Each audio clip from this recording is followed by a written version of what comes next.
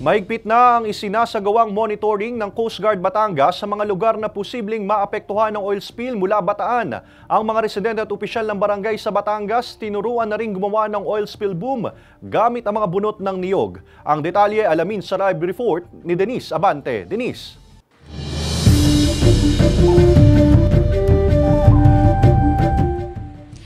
Maghapong nagsagawa ng surface surveillance at monitoring ang Lian at Nasugbu Coast Guard substations sa karagatang sakop ng dalawang bayan ngayong araw.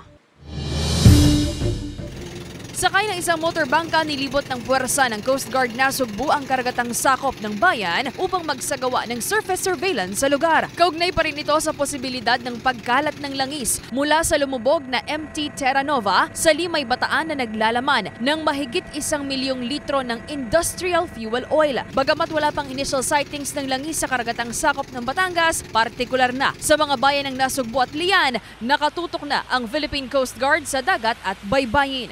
Hanggang doon po tayo sa boundary ng Nasugbu and then Cavite area.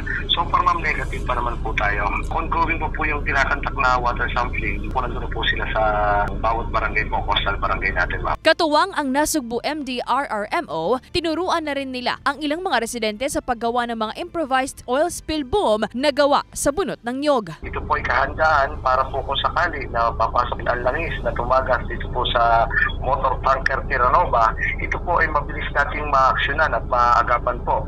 Ang objective po nito ay huwag pong makarating sa pantalan. Sa gitna pa po lamang, ito po ay atin agad-agad na makontain. Sa huling forecast ng UP Marine Science Institute mula sa kanilang oil spill trajectory model, posibleng 6:00 ng gabi ngayong August 1 umabot sa karagatan ng Lian, Batangas ang oil spill. Bagay na pinaghahandaan na rin ng Lian Coast Guard kaya nakahanda na rin ang kanilang deployable troops na nag-iikot sa mga baybayin sa bayan. Negative pa po tayo dyan sa mga bagay na yan. Wala pa pong mga indication na may oil spill po na nakarating po dito sa tubig ng Lian. Panawagan ng otoridad sa mga residente na iwasan ng magpanik sakaling may mamataang langis sa baybayin o karagatan at kaagad itong i-report sa barangay o sa Philippine Coast Guard substation sa bawat bayan.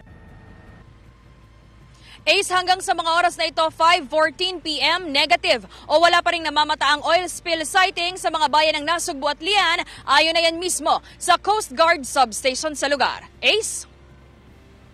Maraming salamat, Denise Abante.